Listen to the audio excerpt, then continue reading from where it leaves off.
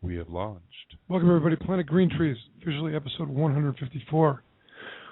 We are calling it the MMA 101 Part 3. For many of you who may have been listening, we've been doing a little historical play-by-play of Michigan Medical Marijuana Act as it has been told. And we are now in a Part 3. Last week we took a little sideway departure, and I want to remind anyone that happened to miss it. Last week's episode number 153 was a debate discussion about tax and regulate versus not. Our guests were Bruce Kane and Brad Forrest. Very interesting, and those interested in those issues, that's episode number 153. Anyways, tonight, June 27, 2013, calling it Part 3 of the MMA 101. Call numbers 1-347-326-9626. I'm your host, Michael Komorn. Along with me, Chad from Birmingham Compassion Club. Good evening. Jamie Lowell, Third Coast Compassion Center. Oops, start again. Jamie, of course, is the producer of the show. We take responsibility for booking the guests. If anyone has any complaints, doesn't like what's going on, please call Jamie. Also, we have Rick Thompson, the editor-in-chief of the Compassion Chronicles, and much more. Rick, welcome. Hello, everybody. And, of course, our dear friend returning to the studio, Christine Beatty. Hello. Welcome. Nice to be back. Thank you. Our pleasure. And with this studio and group of advocates, we're going to be bringing you some top-notch medical cannabis and cannabis reform entertainment and information. Komorn Law PLLC, available to take your legal questions every week. We try to bring you top cannabis lawyers in the state to give their comments, reflections, and take questions from our listeners on various issues and topics that are challenging our community. As always, we'll be discussing current cases and recent legal rulings. Tonight's guest will be Kurt Kyle, who is conducting the first annual Cannabis Roll, in which he's riding his wheelchair from Michigan to the White House. The trip is to raise awareness and support for cannabis legalization and in tribute to his father, Charles Curtis Kyle Jr., who passed away from cancer in 2011, who was a active lobbyist for cannabis reform. Tonight's spotlight, as you may know, and those listeners are aware that we have been spotlighting various organizations that are supporting cannabis reform in the medical cannabis community. This week will be on the Michigan Justice Commission with Michigan Normal board member and human rights crusader Joe White.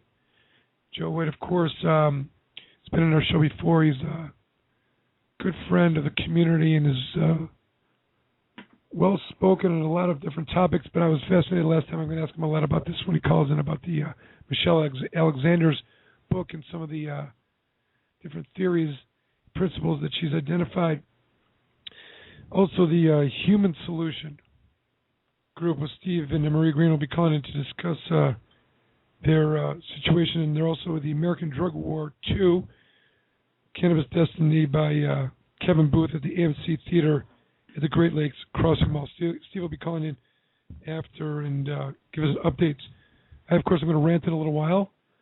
I want to give thanks to our contributors for tonight's show. Of course, Rick Thompson, as we mentioned, Jamie Lowell, Third Coast Compassion Center, and Rick, the Compassion Chronicles. Komorn Law, 1-800-656-3557. And, of course, the Michigan Medical Marijuana Association, MichiganMedicalMarijuana.org. I want to thank all the moderators and administrators who create a safe, comfortable environment for the community to involve the conversation about medical cannabis. And for those of you that were paying attention, we have fixed our SEO issues and are back in business. So thank you to Chad for righting the ship. Also, we want to give a shout out to our good friend MedJoint Community Compassion Center and representative of the No Ohio movement, Kevin Spittler, and also our dear friend at the Marijuana Ranch. For updates on various programs, call 1-313-422-5281 and indulge in the Cannabis Cultural Center in Detroit, the ranch. Okay, so as it is the case, I'm going to rant right now, but as is the case often, the show, whatever we've planned, and the news of the day, the news of the week, will take center stage. This past week, we know of raids in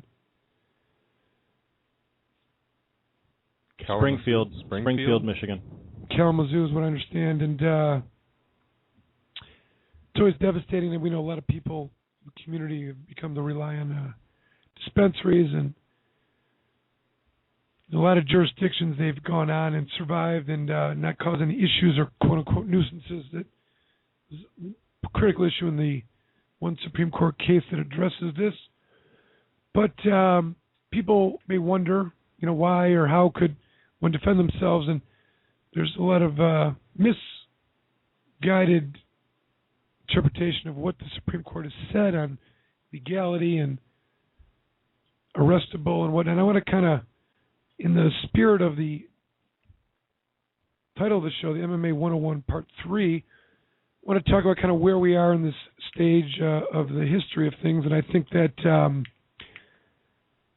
we do have a pretty clear position of what we could describe as being unambiguous and how the law interacts with the medical cannabis community.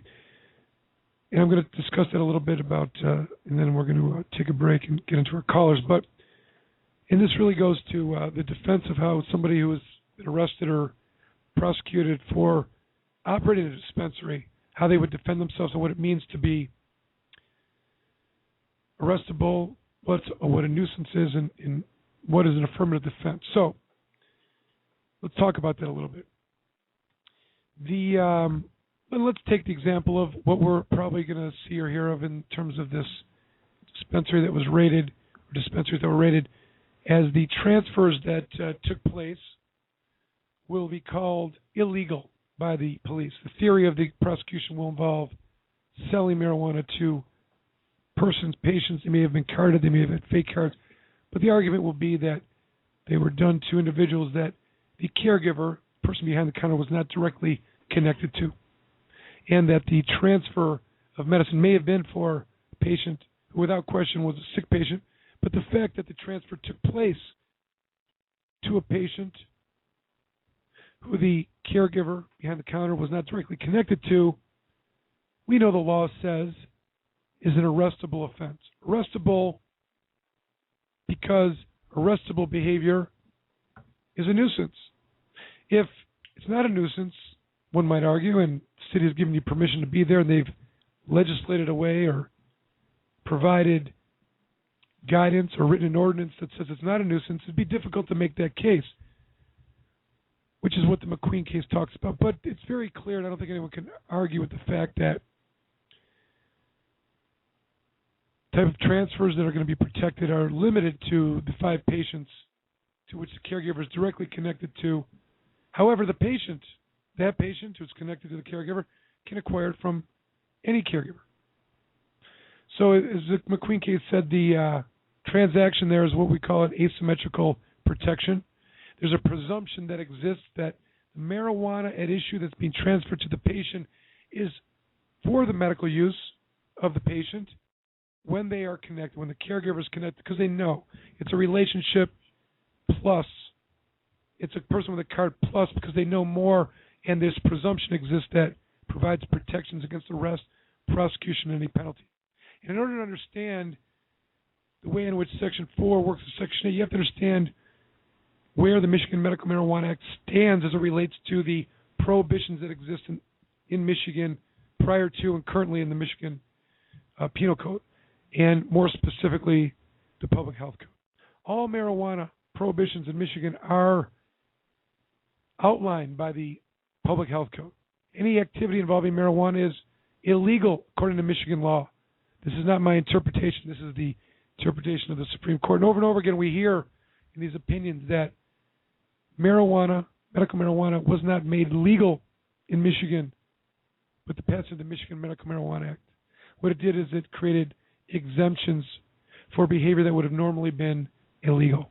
And the exemptions that exist are what we call Section 4. And unfortunately, the biggest failure of the Michigan Medical Marijuana Act implementation has been that Section 4 has not created front-end protections. We know from the Supreme Court it had 2 opportunities to expand the protections in the exemption aspect of the Michigan Medical Marijuana Act, Section 4, It had the first chance in People versus Balsamo, where more than one patient was growing together in an enclosed, locked room. The Supreme Court said we're not going to allow that behavior to be protected from arrest, prosecution, or any penalty. Similarly, in the McQueen case, and even though one of the justices made a finding to the contrary, the Supreme Court's majority opinion said transfers that are protected under Section 4 are only those that are from caregiver to patient that are directly connected, or one of the 5 patients as it relates to the caregiver.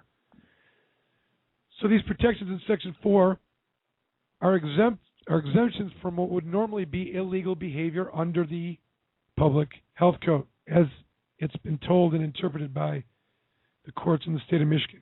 However, as the limitations or the protections under the Michigan Medical Marijuana Act, Section 4 became more limited, as I described in Balsamo and McQueen, the ability to get to a Section 8 jury affirmative defense or to get a dismissal under the Section 8 has been expanded. And much of what I espouse, I think, is the theory that while it's not the ideal situation, the patients, the community has really been disadvantaged by this. Participation has probably been questioned in a lot of aspects, but people are still getting arrested because they don't fall within the exact exclusions of Section 4, and law enforcement in many jurisdictions are looking for those loopholes, I would say, to arrest. However, the protections of Section 4 are specifically distinct from the affirmative defense of Section 8, and the defendant, the accused, the patient caregiver, need not satisfy the requirements of Section 4 in order to assert the affirmative defense. While Section 4 could be described as a safe harbor from state criminal prosecution, there's limitations statutorily on the amount of usable material and the amount of plants.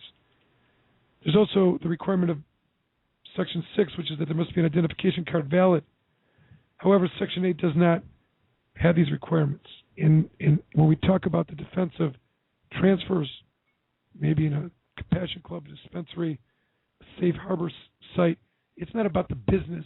It's not about the way in which it's structured. It's not in which whether it's for-profit or not for-profit at this stage. And it's not a question whether or not there's a sale or a gift.